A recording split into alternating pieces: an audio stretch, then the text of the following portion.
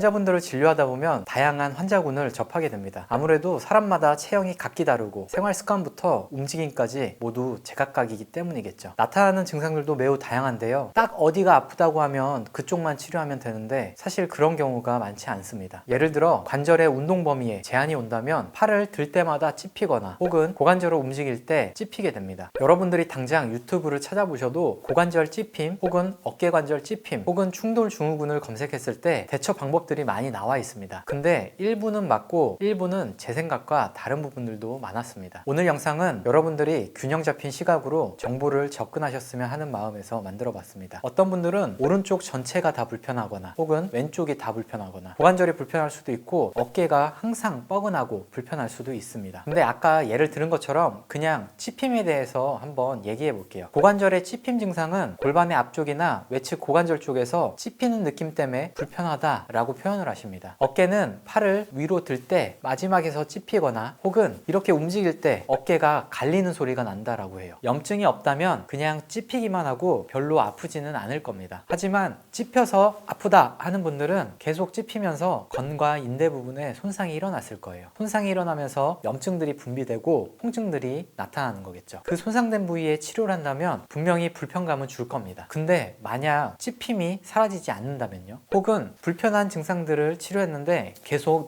나타난다면요? 왜 그럴까요? 여러분들도 아시다시피 습관이 변하지 않았기 때문에 계속 아프지 않다라는 것 정도는 아시겠죠? 저는 치료하는 직업 특성상 이 사람들의 문제는 뭘까 유심히 관찰했습니다. 그리고 그분들은 거의 90% 이상 다음과 같은 문제들이 있었습니다. 네, 바로 코어의 문제인데요. 코어라고 하면 되게 막연하죠. 저는 그냥 이렇게 말씀드립니다. 이 몸통이 불안정하고 약하시다고요. 무슨 말이냐면 몸통이 약한 쪽으로 힘을 잘 견디지 못하고 찌그러진다 라고 생각하시면 됩니다. 예를 들어서 우측 코어가 약하다라고 해볼게요. 코어가 약하기 때문에 오래 일을 하거나 운동들을 할 때 우측의 흉복강이 이런 식으로 살짝 찌그러집니다. 몸통에서 받아주지 못했던 체중들이 고관절로 걸리면서 부담이 누적됩니다. 이러다 보면 서해부의 공간들도 줄게 돼요. 아까 말씀드렸다시피 고관절 찝힘 운동들 굉장히 잘 나와 있습니다. 여러 가지 운동을 알려주는데 거기서 시키는 운동들의 의미를 모르고 하시면 그냥 운동할 때 흉내만 내게 됩니다. 증상들이 유지가 안 되고 불편해질 수 있는 거예요. 예를 들어서 설명하다 보니 잘 와닿지 않을 수 있는데요. 아무튼 어디가 계속 불편해서 하는 그런 운동들이 결국에는 코어를 강화시키려고 하는 운동입니다. 여러 운동들 중에 같은 곳이 계속 불편한 분들은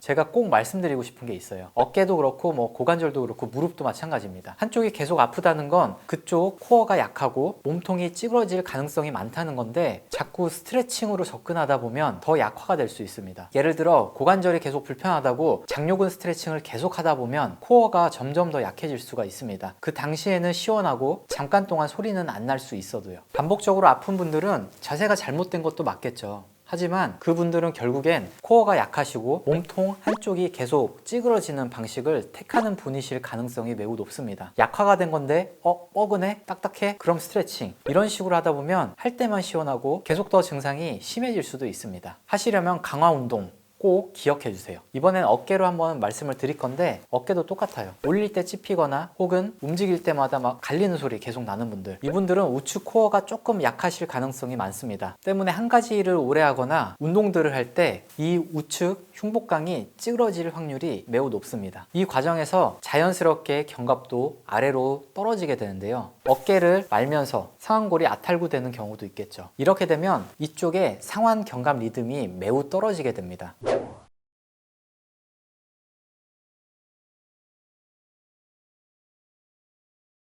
이렇게 견갑이 떨어지게 되면 덜 움직이는 견갑골만큼 상완골이 무리하게 움직임을 줄 수 있습니다. 그 과정에서 이쪽 견봉화 공간이 찝히거나 충돌 증후군이 나오는 거죠. 골프 하실 때 어깨나 팔꿈치가 매우 아프다 하시는 분들이 많은데 이분들도 마찬가지예요. 순식간에 큰 힘이 걸릴 때 몸통이 약한 부분이 찌그러지면서 팔의 움직임이 제한될 경우가 많습니다. 이것뿐만 아니라 다른 것도 다 마찬가지입니다. 축구하면서 고관절에 계속 부담 가는 분들도 그럴 확률이 매우 높은 거고, 웨이트 할 때 오버헤드 프레스를 하니 어깨가 계속 찝힌다 이런 분들도 한쪽으로 계속 찌그러질 가능성이 높은 겁니다. 이렇게 한쪽이 특정 운동을 할 때 계속 아프거나 혹은 같은 동작을 할 때 점점 불편해진다 라고 하시는 분들은 이제 정답을 아시겠죠. 여러분들은 절대적으로 몸을 쓰던 방식대로만 쓸 거기 때문에 강화시켜서 변화시키지 않는다면 계속해서 아프실 수밖에 없습니다. 순식간에 힘이 걸리는 동작 혹은 빠른 동작들이 가해질 때 이 몸통들이 찌그러지지 않게 강화 훈련 꼭 잊지 마세요. 그리고 다른 운동들을 해보면서 몸의 변화를 계속 관찰해 주시면 됩니다. 네, 여러분들이 어디가 불편해서 운동들을 따라할 때 제일 중요한 게 뭐라고 했었죠? 첫 번째, 스트레칭은 그 당시에 불편감을 줄이거나 혹은 찝힘을 조금 완화해 주지만 근육의 기능이 점점 불안정해져서 증상이 심해질 수 있다. 그리고 두 번째, 장요근, 내복사근, 외복사근, 요방형근, 둔근 등 이 코어 운동들을 강화하는 방향으로 낮은 단계부터 맨몸 운동 하자. 왜 맨몸 운동이냐고요? 앞서 말씀드린 대로 우리 몸은 쓰던 방식대로 계속 쓰려고 하기 때문에 웨이트 같이 강화시키려고 해도 약한 부분들로 계속 찌그러지게 됩니다. 그래서 약한 단계부터 운동하고 적응되면 한 단계 더 올리고 하면서 균형을 맞춰가면서 운동해 주세요. 그럼 지금까지 페인랩이었습니다.